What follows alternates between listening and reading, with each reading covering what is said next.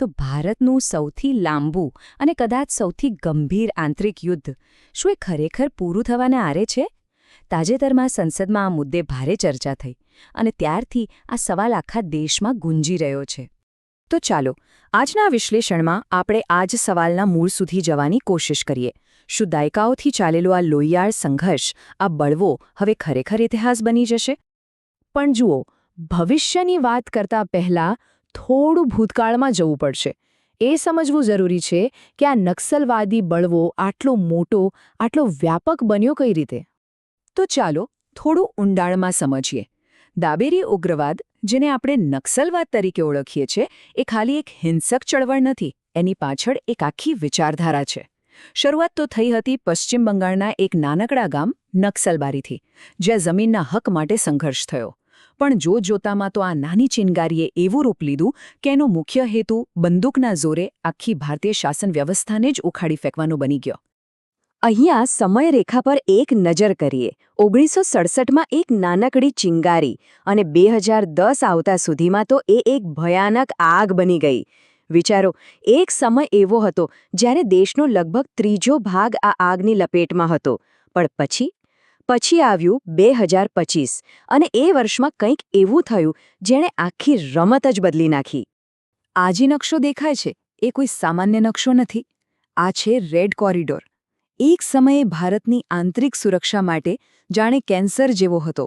છત્તીસગઢથી માંડીને છેક આંધ્રપ્રદેશ સુધી આ રાજ્યોના ગાઢ જંગલોમાં સરકારનું નહીં પણ નક્સલીઓનું રાજ ચાલતું હતું. એમનો કાયદો, એમનો હુકમ. તો સવાલ એ છે કે આટલી જટિલ, આટલી ઊંડી સમસ્યાનો ઉકેલ આવ્યો કઈ રીતે? સરકારે એક બેધારી તલવાર જેવી વ્યૂહરચના અપનાવી, જેમાં એક તરફ કડકાઈ હતી તો બીજી તરફ કરુણા. આ વ્યૂહરચનાના બે મુખ્ય ભાગ હતા. પહેલો હતો સુરક્ષા દળોનો લોખંડી હાથ, જેનો સીધો હેતુ નક્સલીઓની તાકાતને તોડી પાડવાનો હતો.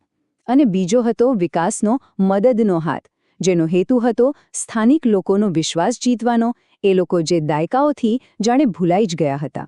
અને આ બંનેનું સંતુલન એ જ સફળતાની ચાવી સાબિત થયું. હવે સુરક્ષાના મોરચાની વાત કરીએ તો પ્લાન એકદમ સ્પષ્ટ હતો.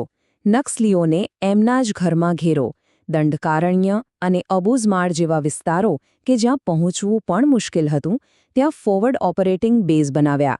ડ્રોન, સેટેલાઇટ, AI બધી જ લેટેસ્ટ ટેકનોલોજીનો ઉપયોગ થયો ઇન્ટેલિજન્સ માટે.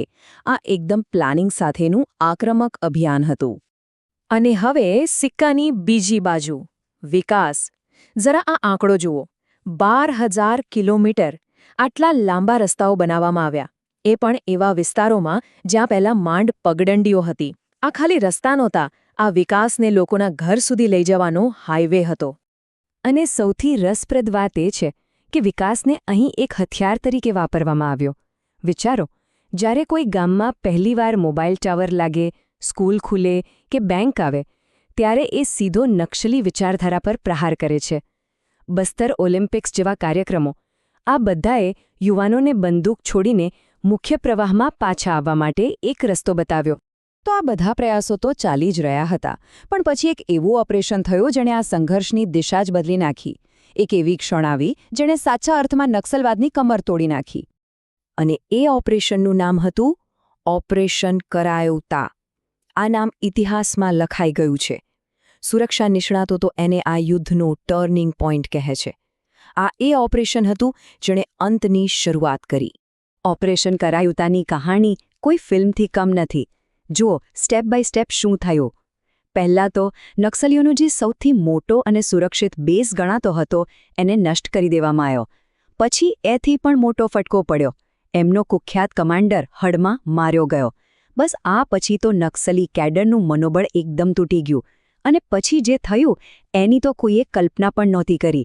આખીની આખી બટાલિયન હથિયાર સાથે શરણે આવી ગઈ. પણ સવાલ એ થાય કે આટલા મોટા પાયે લોકો શરણે કેમ આવવા લાગ્યા? એવું તો શું થયું કે દાયકાઓથી લડતા ઉગ્રવાદીઓએ હથિયાર નીચે મૂકી દીધા? આ બાબતે CRPFના એક ભૂતપૂર્વ સ્પેશિયલ DG RP સિંઘ બહુ સરસ વાત કહે છે. એમના પ્રમાણે બે વસ્તુએ કામ કર્યું.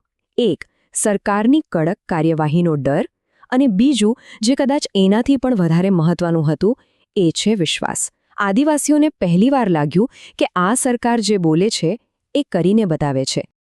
આવી જ વાત બીએસએફના ભૂતપૂર્વ એડિશનલ ડીજી ડોક્ટર પી.કે. મિશ્રા પણ કહે છે. એ તો સ્પષ્ટપણે માને છે કે આ લડાઈનો અસલી હીરો વિકાસ છે.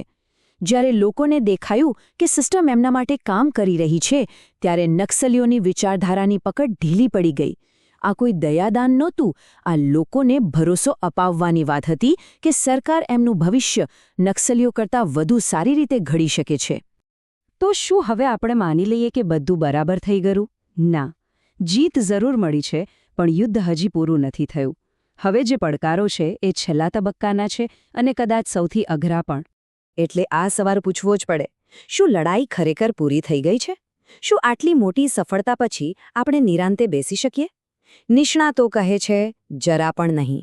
કારણ કે એક નાનકડી ભૂલ પણ દાયકાઓની મહેનત પર પાણી ફેરવી શકે છે. આગળના પડકારો પર એક નજર કરીએ. હજી પણ એમના ટોચના નેતાઓ ફરાર છે. જે હજારો લોકો શરણે આવ્યા છે, એમને પાછા સમાજમાં જોડવાનો મોટો પડકાર છે. અને સૌથી મોટો સવાલ, શું વિકાસની આ ગતિ ચાલુ રહેશે? કારણ કે જ્યાં સુધી આ સંઘર્ષના મૂળ કારણ એટલે કે અસમાનતા એને જડમૂળથી ખતમ નહીં કરાય, ત્યાં સુધી ખતરો તો રહેવાનો જ. અને અંતે આ એક સવાલ સાથે આપણે આ ચર્ચા પૂરી કરીએ. સુરક્ષા દળોએ પોતાનું કામ કરી બતાવ્યું, એમાં કોઈ શંકા નથી. પણ દિલ અને દિમાગ જીતવાની જે છેલ્લી લડાઈ છે, શું એ ફક્ત વિકાસના જોરે જીતી શકાશે?